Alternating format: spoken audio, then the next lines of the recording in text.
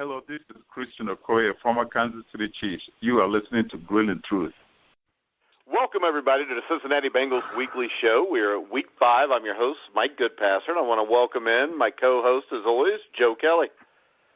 Hey, Mike, it's good to talk to you, man, after a victory. You know, victory always alleviates the aches and pains and, the rumblings that you hear going into the next week, man. So it was good for the Bengals to get off the snide and win a game that they should have won, even though I don't think it was as convincing as it should have been. We definitely have to work on our red zone offense, but we definitely had some bright spots with Burfict returning. AJ Green was phenomenal, and Andy did well between the 20s. But we have to work on that red zone offense, and get this game going. We got some road games coming up here in October. Just like I heard Marvin after the pregame speech, the postgame speech rather, was they got to win October. We got to win October because we're down. We're a game behind Pittsburgh, really too, because they beat us, and we're another game behind Baltimore. So we have to put some wins together, man, and get this thing going. All right, we got a special guest host tonight who was a member of the Bengals with You, 1988 AFC Championship team. Help us welcome to the show, defensive lineman Jason Buck. Man, it's awesome to be here, especially with my brother, Joe Kelly. I can't tell you what it's like to hear Big Joe's voice. I mean, honestly, Joe, I sit down at night to go to bed sometimes, and I hear your voice behind me when I'm in my stance going, Jay, it's coming right here. It's coming right here. It's coming right at us, Jay. You ready? Yeah. We had some good times, man. We had some great times, man. Great times. Some good plays, man. We it was special. We had a special connection, man, and it's still special to this day. Almost 30 years. You have a career, and you have some memories from high school, college, and professional. You did go on to win another Super Bowl. Go on to play another Super Bowl and get a Super Bowl ring with the Redskins. But that 88 team, Jay, the 88 team, man, that was special. It was special. That was so special. The brotherhood we had and what we accomplished is just, and you are when you do that together and you're on that field and battling together every day and you see the injuries and you and I both standing over our buddy Crumry in the Super Bowl and he shattered his leg and you go through all that together and you're brothers forever. Yeah. And when you would talk about the Super Bowl, and literally, you and I, we were literally like right there when Crummy, his leg pretty much snapped in half. And, just that experience. And it's a Super Bowl. Of all things, it's a Super Bowl. And to look, and I don't know if you can recall, just, because I think if it was me, I probably would have been rolling around. I don't know if I'd have been screaming, but I'd have been doing a lot of moaning. Remember, he was just kind of there like, oh, man, I broke my leg. Like Crummy, your bone is sticking out of your sock, dude. Yeah, sticking out of his sock. I remember because the play was to the left, and I was trailing, flattening down the line. Right, I mean, I was 2 steps behind Timmy, maybe. You're right there too. I mean, we're both right over it. I'm looking down at his sock, and you see the bone pushing out against it. And man, his toes are, his heel center of his toes should be. And that was tough. That was. I just remember just saying to him when I was there, I just said, Timmy, man, we're going to win this for you. We're going to do this. You hang in there. And, man, that was tough. 36 seconds, buddy. 34. Was it 34 seconds? Oh, I know. 32, I think. Yeah. It was 32 or 34. Yeah. But before we get to the present-day Bengals, my question is this. When you guys see what is one of the hearts of your defense, I mean, Crumry had an unreal year that year, go down that early in the game. I mean, what are your thoughts? I mean, does panic set in or just next man up? Well, I think with me, I'll let Jason speak that to me. I think with me, I think the bond that we have, and when you have those teams, those special teams, those teams that win, those teams that go on to the Super Bowl, it was just believing in the next guy up. We were very confident in the next guy, and we knew David Grant was totally capable of coming in and playing well. So it wasn't. I don't think we had a sense of panic. It was a downer because it was crummy. It was crumb ride. And this is a fiery guy. This is a guy that always makes a difference in every game. But I don't ever think panic set in, and I think we just continued and try to work on the game plan. I agree. I agree with Joe 100%. We all know as professional athletes the risk we take when we go out on the field, and injuries happen, and it's part of our play and our whole game and career, and you know how to move forward with it. And as much as we love our teammate, I mean, Timmy was my roommate, right? I mean, I was just, as much as it hurts to lose your leader and friend and roommate and how much we all love him, we know he wants us to go to war for him. And I think if anything, it motivated us even more to even play harder and to do that, win that for Timmy. And David Grant did a great job. Yeah, I think people, when they bring up Crumry being one of the reasons they lost, don't realize how good David Grant played in that game. Yeah, I mean that definitely was the reason why we lost. Because even Jason is like bringing even back more memories for me because it was a sense of let's win this, man. Let's win this. Yeah. Let's win the Super Bowl. Let's win the Super Bowl for this. So it was. When I'm thinking about it, I'm getting chills now. Because it was. I am too. Like, let's win this. Let's win this for this guy. That would. If he could have played, if they would have let him play with a broken leg, he would have played. He would have. He would have. Timmy absolutely would have. Yep. Yeah. And you know what? You stood in that huddle, and Joe, you remember, because I'm getting this chills thinking about it. In that huddle, and we come back, from them carrying Tim off the field. We get that huddle, and we all look each other in the eyes, and we're talking that huddle, and we're saying those things that Joe's saying now. Yeah. Like, we're going to win this. We're going to win this for Tim. We're going to win this for each other. We're going to win this, this game, and looking each other in the eyes and believing in each other, and knowing you're going to do it. Yeah. So it was. I think it was a motivation. It was motivation for us. And, absolutely.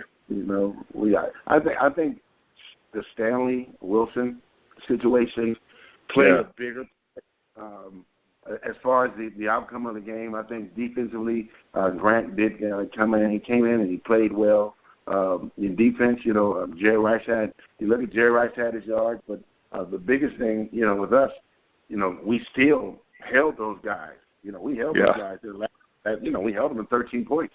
That's Joe Montana. So we still held those guys from really scoring. And that's your goal. That's your object in an NFL game, is to keep them out of the end zone.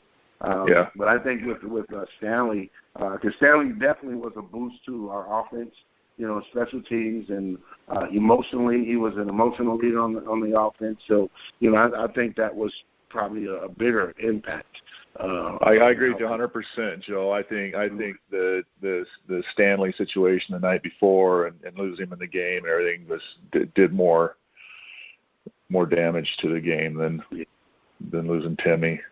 Timmy is more of an emotional up, right? I mean, it was a terrible injury, but it was more of a we're going to war for you, brother.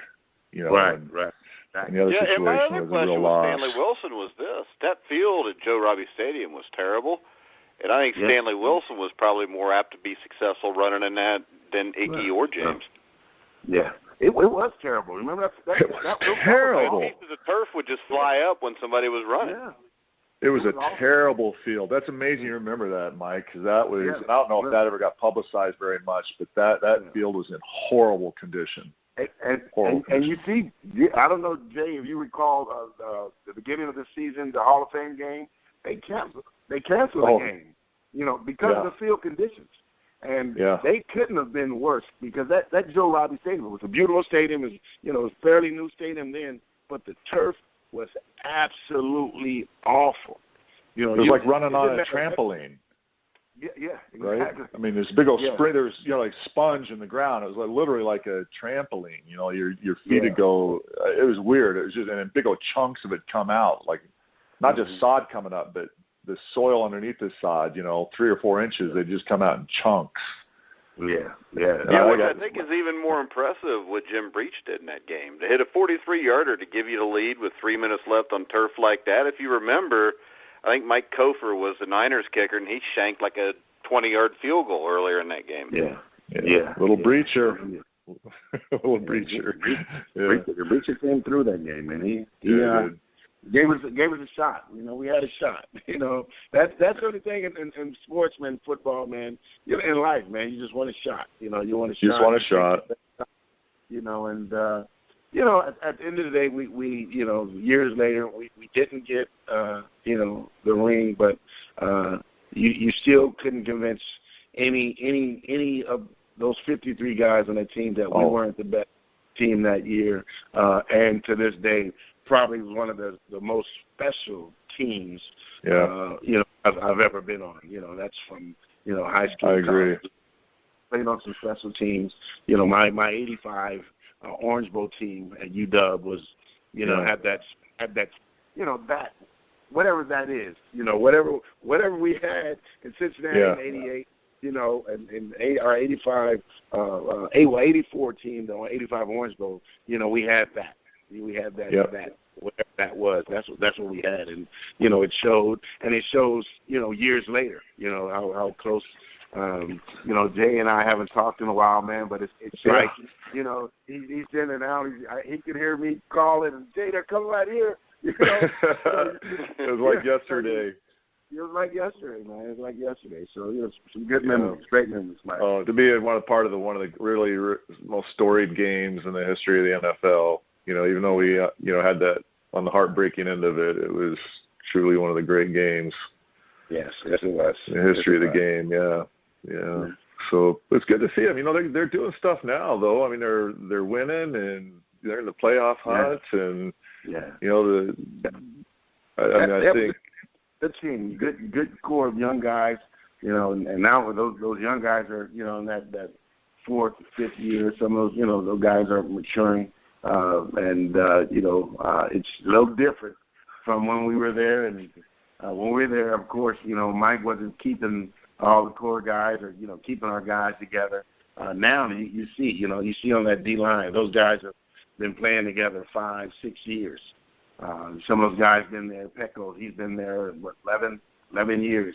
And you didn't really see that with the Bengals. You didn't keep the 4 of those guys together 6, 7 years. And I definitely, if we had a chance to play together for 6, 7 years, I definitely. We would have, went back and, had an opportunity to try and go do another Super Bowl. Yeah. I agree. Yeah, we could have put another run together. Yeah. Well, hey, Jason, it's just too bad you couldn't have stayed here and they brought Joe Gibbs over here instead of vice versa. You would love that. I'll tell you, Joe Gibbs is absolutely deserving of the Hall of Fame and being the legend he is. Man, it was just such a privilege to play for that guy. I mean, and he's a guy that I think, even though he's in the Hall of Fame, is vastly underrated. You look, he won 3 Super Bowls within a decade with 3 different quarterbacks. Yeah, and went to another Super Bowl. So he lost 1 Super Bowl. He's 3 that's 4 Super Bowls in a decade. Yeah, 3 different quarterbacks. Yeah. Wow. Yeah. I mean, that's great. Yeah, that's great. Oh, I mean, how many people have ever done that just with 2 different quarterbacks? Yeah. But he was a fair coach.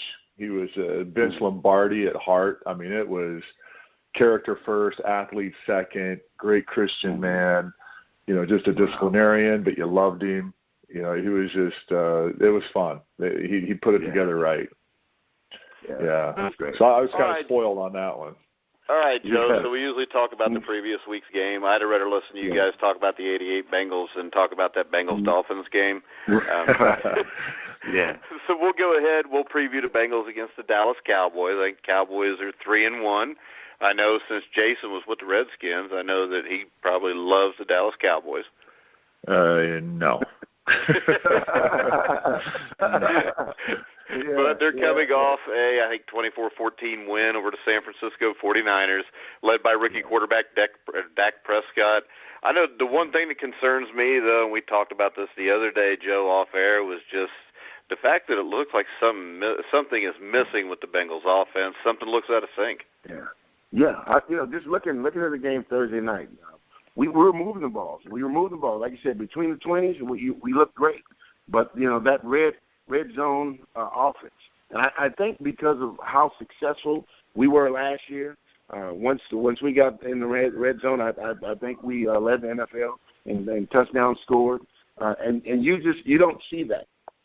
And I to me, I still say, hey, it's the fact that Eifert has not been in there is a definite, because he is such a threat. He's such a threat, down the seam. He's a threat over the middle. And the guy has hands like AJ. He has great hands like a wide receiver, and so I think that plays a huge part in it. But I think with our offensive line, Mike, our offensive line is not and has not played as well as I thought they would. We definitely there's still you still see some blown assignments here and there, and these are on simple defensive schemes, simple defensive D-line schemes, D-line doing twists, things of that nature should be simple. It's not they're not coming in. It's not the Dick LeBeau zone blitz kind of defensive blitzes that looks that they're giving them. These are just a game between the linebacker and defensive tackle, and they're like literally blowing assignments. And I think that plays a part in our lack of success down in the red zone. Yeah, and the problem is it looks like Eifert, now they're saying he had a back injury, didn't practice today, so it looks like he's doubtful to play Sunday again.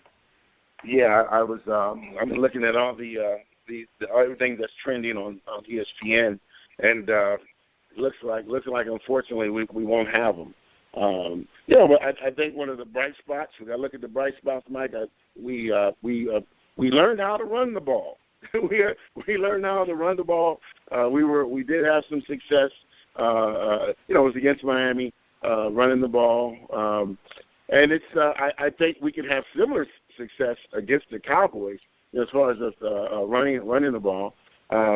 But our challenge this week is going to be our strength, which is our defensive line, going against their strength, which is their offensive line. And I'm glad we have 55 back, Mike. 55 is back, and I'm loving it. And I think he brings a spark to our team, and I think he's going to be big. He's going to be big for us in this game. Yeah, and I think if you watch Dallas and San Francisco, when Navarro Bowman, before he got injured, Ezekiel Elliott was having a hard time going anywhere. It was after Bowman got hurt, their other linebacker got hurt, that then Elliott kind of turned it loose. I think the Bengals are going to be able to slow Elliott down enough here. I don't know. What do you think, Joe? I mean, and in Prescott throwing the ball, like you said, Sean Williams has not played well at safety.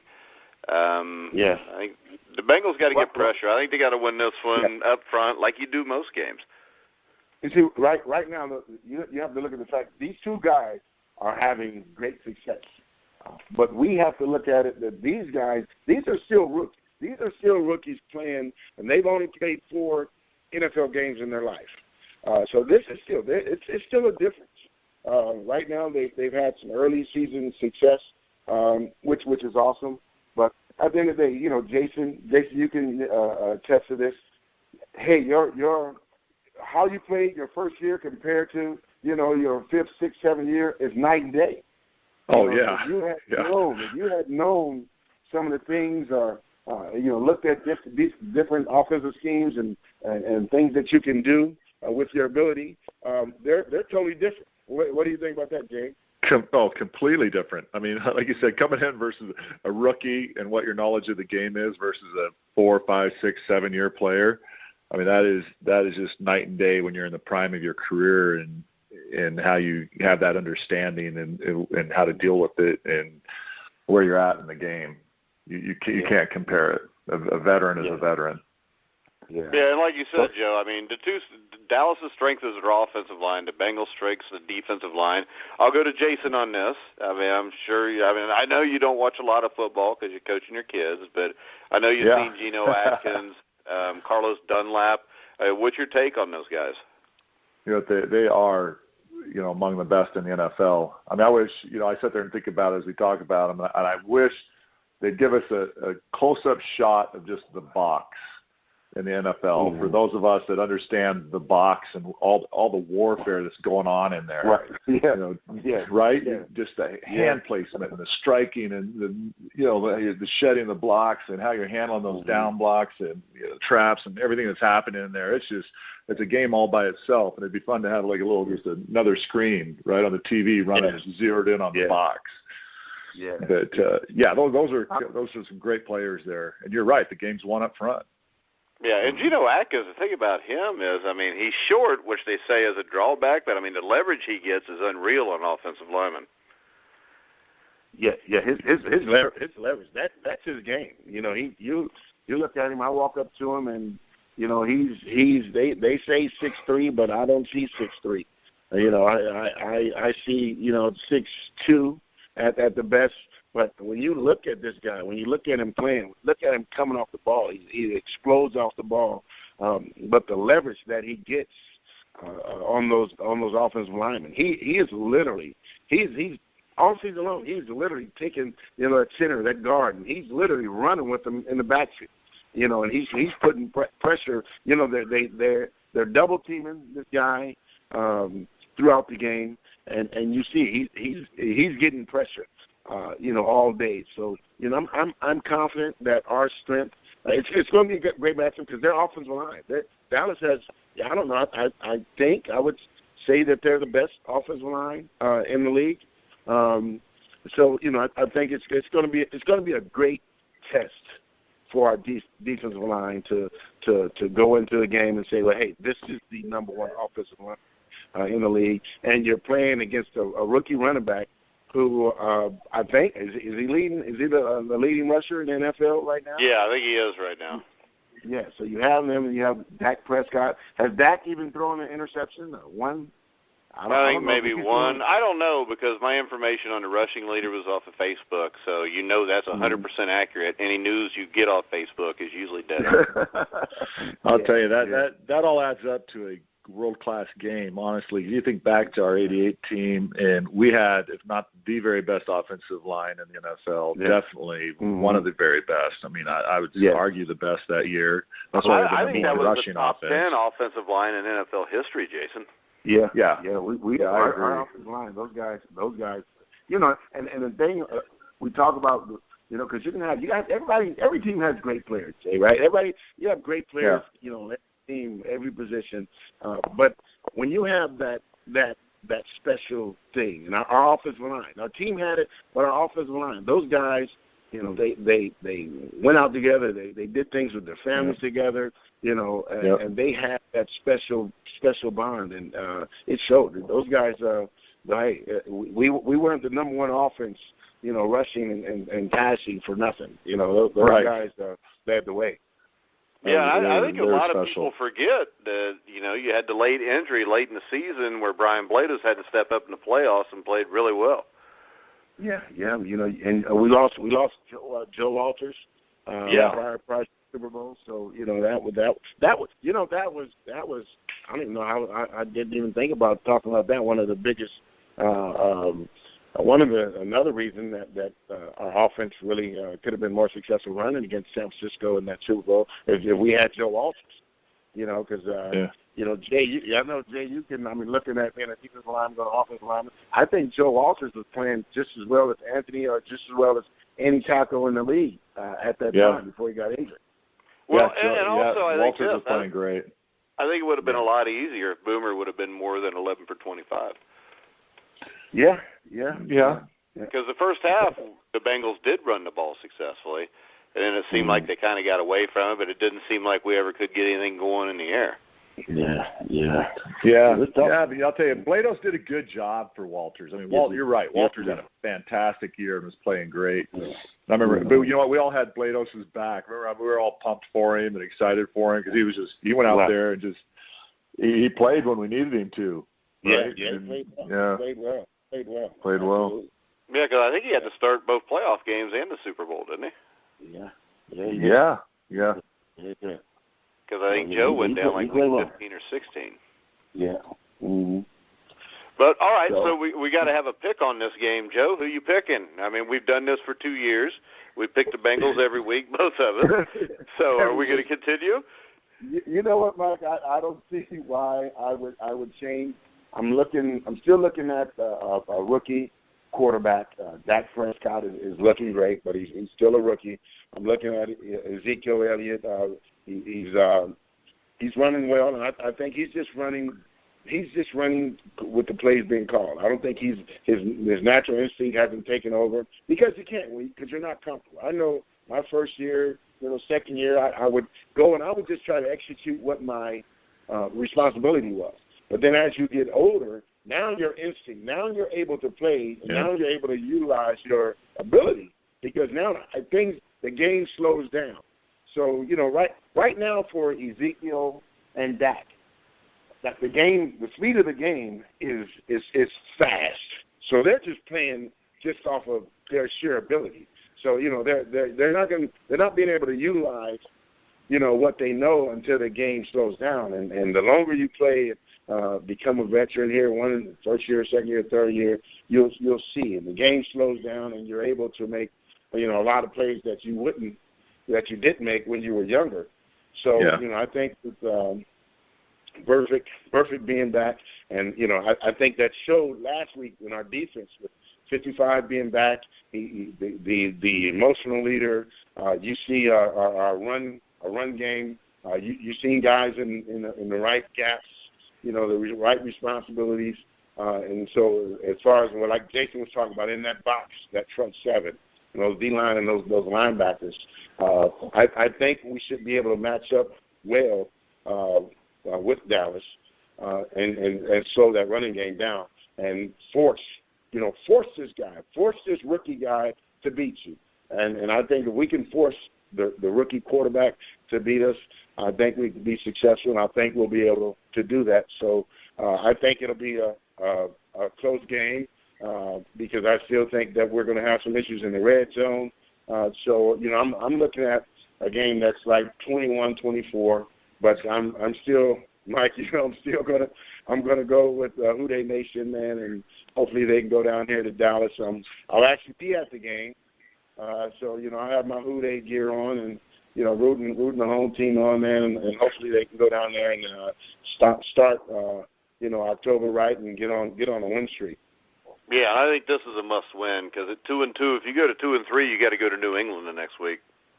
Yeah, and if Pittsburgh and Baltimore, win out, so both of those teams will be 4-1, and we're 2-3, and it can start getting ugly. All right, Jason, you got a pick for us?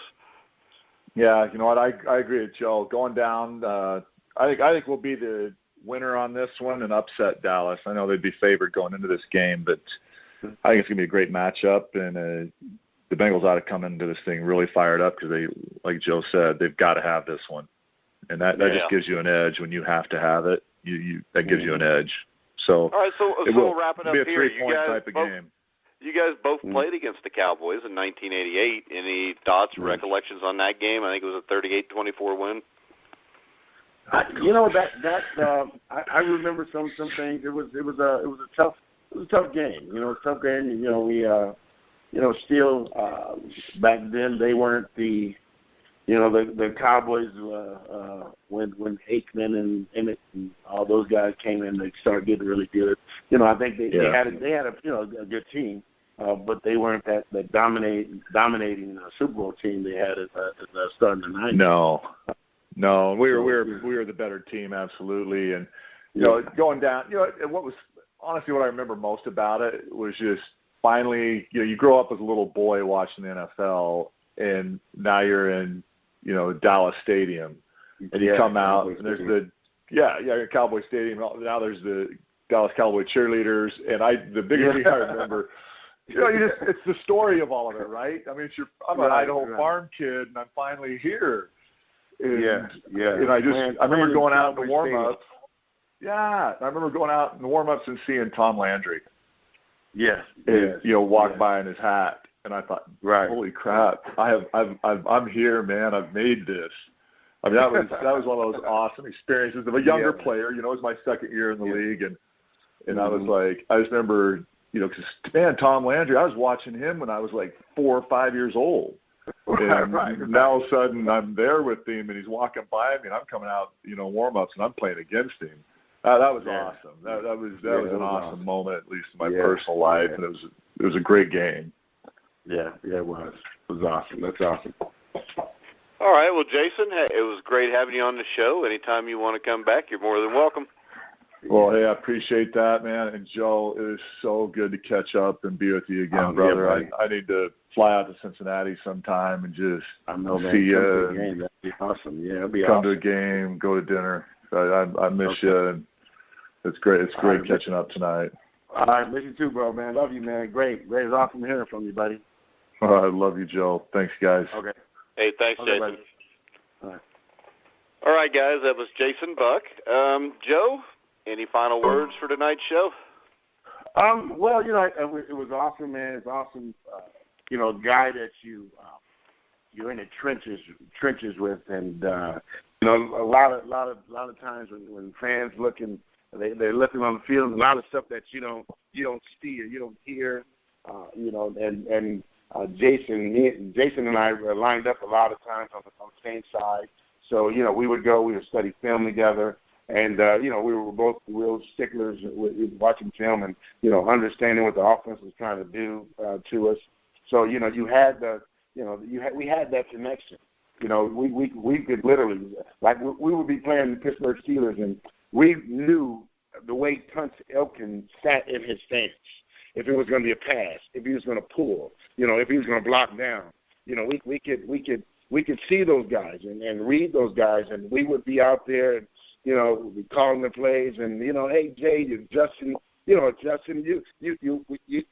people fans see the quarterback come up to the ball, start taking, barking out the signals, and the defense, we're out there, but you don't know in that 4 or 5 seconds, I may make 5 different calls. And if they go in motion, I may make another couple calls. And it's just, you're just talking. It's like you guys are out there, and you're not you don't really see the fans in the stands, or you're not looking. You're just in your world, and we got this defense, and we got this call. Let's execute this call. And you're making all those calls, man. So, it brought back some awesome memories, man. Jason, had a great career, went on and, got that Super Bowl ring, man. He and another one of our friends, Mark Logan. I remember Mark, University of Kentucky. Yeah, Mark was on the he got it as a damn 49er, Joe. That's not right. Yeah, and with the Redskins. He was with the Redskins also. Yeah, he was with the Redskins also. So, it was great talking to Jay, man, and,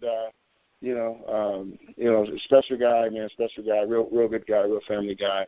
We connected as soon as he came here, being a first-round pick, and, we talked, and, the pressures of a first-round pick, and everybody expecting you to come in, and just be the greatest player in Bengal history because you're a first-round pick, and they don't know that you're this 21-year-old. Jason was a little older coming in, but, I'm coming a 21-year-old kid, just like Jason said, you walk up, and there's Tom Landry, and you are still in awe like you're a fan, because that's Tom Landry, dude, and that's the star. This is the Cowboy Stadium, and once the game starts, you kind of, okay, here, you get away from that, but just walking in games, I remember playing against Walter Payton, and I'm this is Walter Payton, and then the tackled Walter Payton, and I'm just like, man, this is Walter Payton, So you're still in awe, so like a fan, man. So it's great.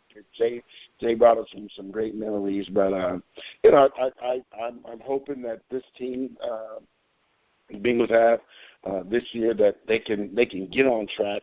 If they can get on you got to get on a good run, because the teams that have success throughout the season and go on to play in the AFC Championship, NFC Championship, and the Super Bowls, those are the teams that go on a run. So we need to go on a run. We can't win one, lose one, win two, lose one, win two, lose one. We have to go on a roll. We need a 4 or 5 game streak. And to get some wins on us, and because right now we're relatively healthy for what we got. We don't have Eifert, but you look at New England. Here the backup quarterback, he goes down. Then with the third string quarterback, then he gets. And Gronk's not really played that much. Yeah, so but they're still 3-1. Yeah, and there's right now, here if you just lucky that, hey, if we didn't have A.J. Green, you think about our passing game, and we didn't have A.J. Green. Honestly, right now, the Bengals right now without A.J. Green, that's not a pretty sight, Mike. No. So, Brandon Fells played well. Tyler Boyd's probably still a year or two away. Yeah. So, we're lucky that, our guys are healthy. Our defensive guys are healthy. We got Burfict back. So, I'm hoping, man, we can go down, and these guys, they're good enough. They're good enough to get on a roll. And hopefully, they, like Jay said, they go down there and they, play with some emotion. And still, I think they should, in my opinion, Mike, they should still be kind of pissed. Because, you play in Miami, you're at home Thursday night, and you still didn't play or didn't dominate the way. No, that should have been a 42-7 game. Yeah, easy. It should have been 4-2-0 because the touchdown, it was obvious it was a horrible blown call. Somebody blew a coverage, because the guy's wide open. So you take away that blown call, we shut them out. So there's, when you look at, the little small things like that, what we could have done, and, we should have scored 40 points. And, we go down and when we play these teams that, have winning records, you're not going to be able to do that. We're not going to be able to, go to New England and kick field goals. We're not going to be able to go down here to Dallas, and let Dallas run on the ball and us not score touchdowns. I think if we slow Elliott down, we win the game, because I think Prescott's going to be a hell of an NFL quarterback, but not yet. And I think if they force Prescott to beat them, I think the odds are in the Bengals' favor. Oh yeah, definitely. I think that's. But if you let Elliott go off, then Prescott's probably going to go off also, because then you got to put 8 men in the box to try to stop the run and all that crap. Yeah. So. Well, hopefully they get it this week, and then we'll preview the Bengals against the New England Patriots next week. Yeah, it'll be a good week. Hopefully we're reviewing the game after a bingo win down here in Dallas, man. And you never know. Maybe Cleveland upsets New England. Never know, but you never can say never. But I don't know. It's going to be Brady's first game back. The Browns have ran the ball well, and actually they could have easily won 2 or 3 of those games. They really could have, Mike. They really, when you look at, even that, I watched a lot of their game against the Redskins. It was a lot of plays. When they got up, and then they fumbled on 2 consecutive offensive series. Well, the one fumble, they recovered the ball, and they still gave it to the Redskins. Yeah, exactly. Did you see that? Yeah, that was the woman official too. I'm going to leave that alone for now. Well, you know what I think one of my pet peeves, this season, just looking at the guy, the official, whoever the official guy that's up in that booth, Mike, that's looking at the replay. Because I know. We had 2 bad calls 2 weeks in a row that were obvious. Yeah. What are you looking at? What could you possibly see that the rest of America and the rest of every football fan, especially every football fan in Cincinnati, doesn't see? Whether or not the ball is on the ground, the ball's not on the ground, or this guy is holding.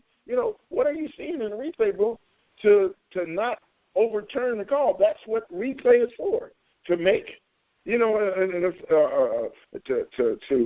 you know, if you made a mistake, you're able to go in the replay booth and, you know, make up so it doesn't change the outcome of the game. And it's like those guys go in the booth, man, and I don't know what they're doing in that booth because it doesn't seem like they're, you know, looking at the same thing that, you know, all of us are looking at. Yeah, well, I basically generally have made it a rule to think all officials are morons, so I'll just go with that. Yeah. But, guys, make sure you check us out on thegruelingtruth.net. You can check out all of our shows on iHeartRadio, iTunes, TuneIn, Google Music, Spreaker, Stitcher. Anywhere you find podcasts, you'll find The Grueling Truth.